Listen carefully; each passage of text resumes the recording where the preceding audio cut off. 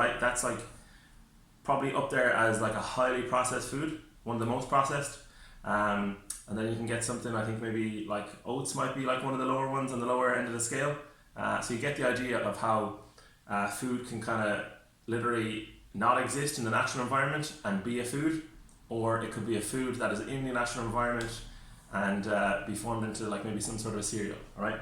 So if we were to compare then processed to unprocessed, right? So processed generally going to be cheaper. Okay, you pay for quality is the kind of idea I was thinking of there.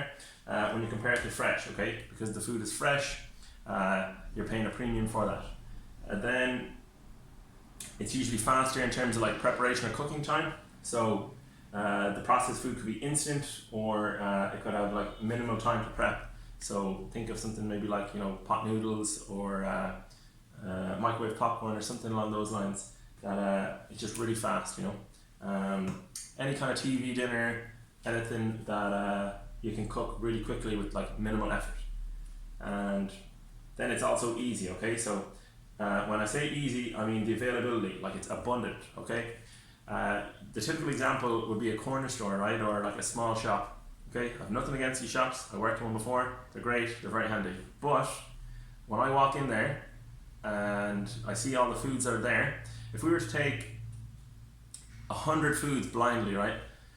The vast majority of them are going to be highly processed, all right? And that is not good for our long-term health, okay? So if you are not following a kind of some sort of guidelines or a plan, or you're not really concerned about your nutrition, and you walk into one of these stores or even a supermarket or grocery store, you're more than likely going to end up buying processed food just because of the amount that's out there. And that's where the problem lies. So if you're not aware of, you know, the differences, then you could be you know, setting yourself up for having a diet that's lower in certain nutrients and stuff like that. Okay, so that's the case for processed food. Cheap, fast, easy. Okay.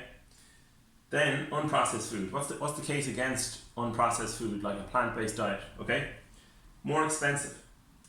I don't know. I haven't done the research on this, to be totally honest. So I see it as not being more expensive, but like a lot of people do find it more expensive, and I fully, you know, hear that kind of claim. And you know, if it is more expensive to eat healthier, you know, by all means, weigh up that decision for yourself. But for me, buying, you know, more expensive food or the better quality food it's a long-term investment. So let's say, for example, you're paying you know, $5 for a salad, right? And you know, that's the healthier option, but like a burger at McDonald's is $1, okay? If, you know, you're paying 5 times the price, but in the long term, that salad will keep you fuller for longer. You'll get less calories from it. Let's just, you know, not complicate things too much for the sake of the argument. Run along with me here. It's going to keep you fuller for longer, wanting you to have less kind of cravings later on during the day. It's going to have less additives, preservatives, all these kind of things. So for your long-term health, it's a clear winner, okay? Even though in the short term, it's 5 times more expensive, all right? So I know I'm kind of going against my argument of presenting two sides, but yeah, like if money is a concern for you, healthier food, unprocessed food, you know, it can be more expensive, all right? I said think paleo here as well, because that's probably the purest sense of unprocessed food.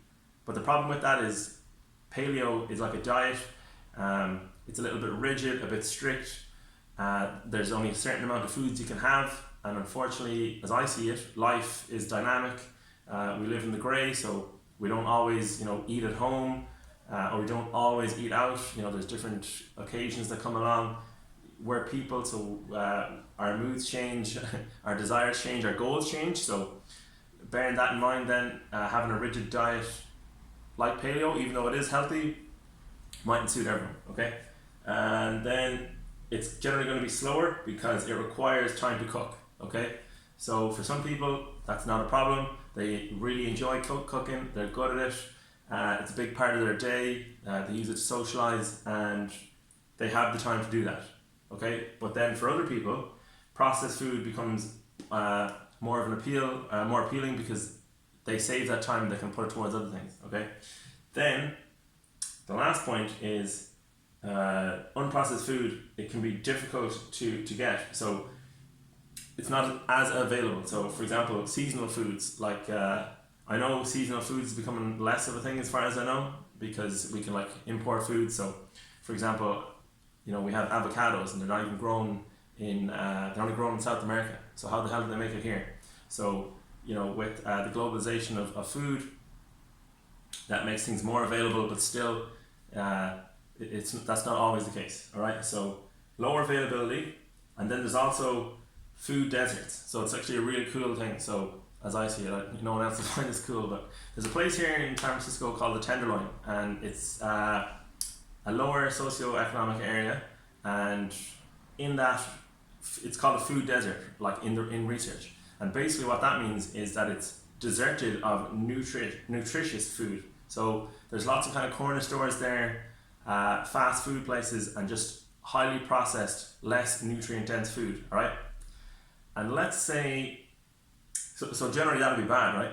But let's say you're a tourist visiting San Francisco and you don't know your way around and you are starving. You are like, if I don't eat something soon, like my blood sugar has gone low, or I might faint here if I don't find food quickly, okay? And you happen to be in this area in a food desert. I know there's other food deserts all around the world. This is just the most relevant example. So you're starving, you need to eat. There's a McDonald's, there's a Taco Bell, I know they're there. So you have one of them, and that fills you up, that's nutritious, and then you can go on about your day, and that was just one meal out of your day. Is there anything wrong with that? And I know a lot of people will be like, oh, McDonald's is bad, so you can't eat it. And it's like, or Taco Bell is bad, or it's processed food, you can't eat processed food. And it's like, okay, well, you were starving, you needed food. This food has nutrients in it. Maybe not the very best, but they are still there. It's undeniable. So like for a person who doesn't have any kind of medical conditions, or they don't have a specific reason not to eat that type of processed food, let's assume they don't, then it's a perfectly fine meal as a one-off, or as an infrequent choice for their meals. So everything has to be taken in context. There is sometimes a very strong case to be made for processed food to eat it. If you want to have a flexible diet, a balanced diet, you can fit processed foods in. Myself, I rarely, the majority of fruit and vegetables that I eat, I'd say it's probably like a 60-70% split towards frozen, because they last longer. So if I don't feel like cooking, or if I'm just busy, or some reason comes up that I don't have the time to cook, then I just have that frozen food sitting there ready for when I do need it, as opposed to having the fresh food that is much more perishable and will go out of date on me, and then I could lose money, as well as having to go to the store or whatever. So you have to weigh up all these little kind of factors for yourself in your own individual situation.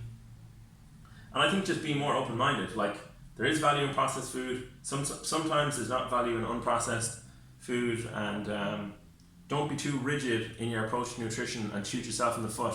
Like someone who is in a food desert, they're starving, but no, I can't eat that processed food because it's bad. I'd rather go hungry, and then you're like in a bad mood.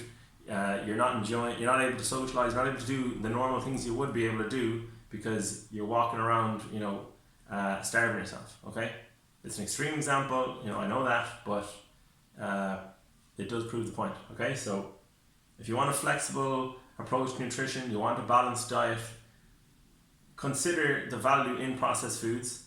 Base your diet on unprocessed foods, so fruit, vegetables, water, lean protein sources, and then fit in some processed foods when you need something cheaper, when you need something fast and you're short on time, or you just don't feel like cooking, you need something easier to cook. Okay, so hopefully you found that useful, and if you have any questions, you can DM me or leave a comment.